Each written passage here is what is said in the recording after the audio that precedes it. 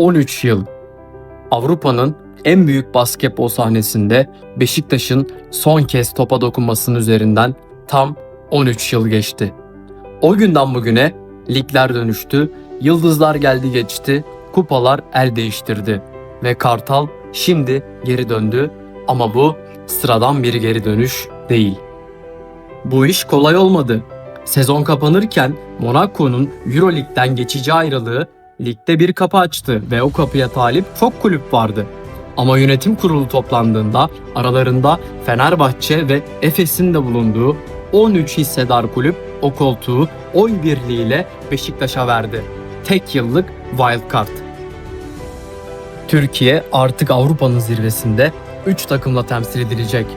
Ve Beşiktaş bu koltuğu bir lütuf gibi değil, geri almayı planladığı bir hak gibi karşıladı.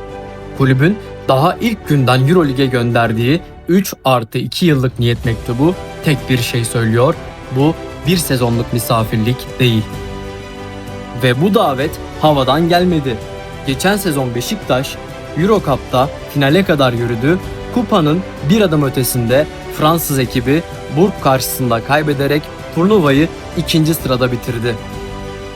O final gecesinin acısı hala taze olabilir. Ama o yolculuk çok daha büyük bir şey kanıtladı. Beşiktaş çoktan bu seviyeye hazırdı.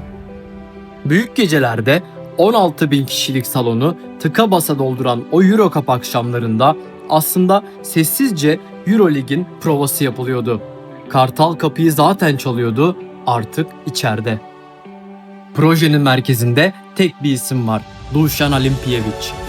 2023'te Beşiktaş'a geldiğinde kurduğu cümle çok basitti.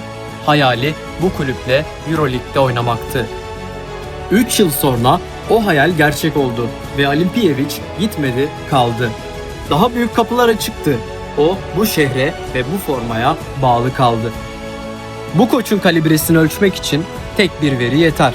Alimpijević şu an aynı zamanda Sırbistan milli takımının da başında.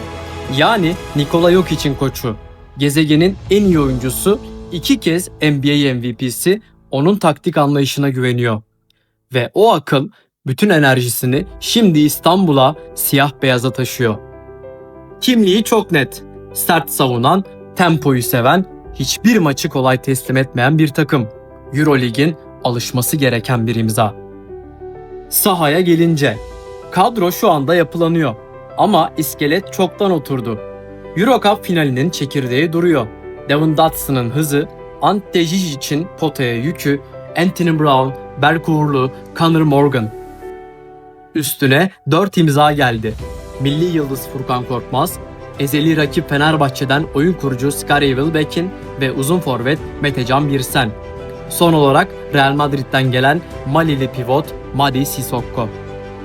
Yönetimin dilinden düşürmediği kelime geniş rotasyon. Çünkü geçen sezonun en büyük dersi dar kadronun yorgunluğuydu.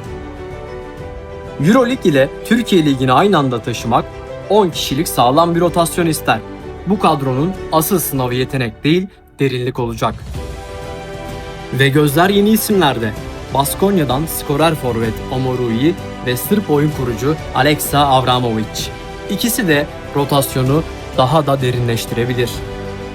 Ve asıl mesele tribünde başlıyor. Çünkü Beşiktaş'ın Euroleague'deki en büyük silahı belki de kadrosu değil, arkasındaki insan. Avrupa geceleri için Kartal, 10.000'lerin dolduracağı büyük bir salona taşınıyor.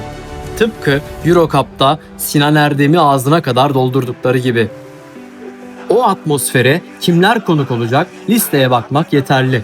Real Madrid, Panathinaikos, Olympiakos, Fenerbahçe, Žalgiris Kaunas, Maccabi Tel Aviv.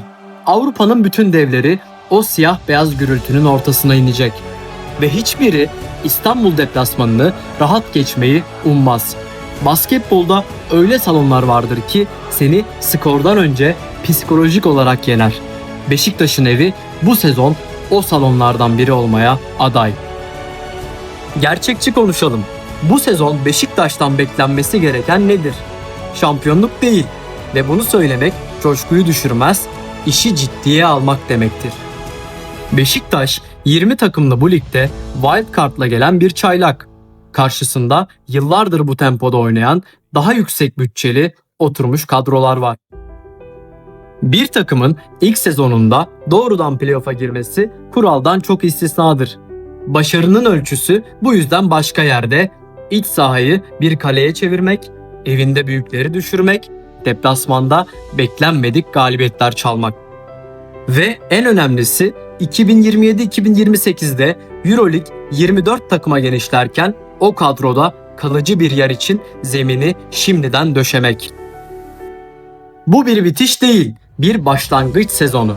Beklenti şampiyonluk değil, beklenti kimseye kolay lokma olmamak ve İstanbul'a gelen her devin gecesini zehir etmek.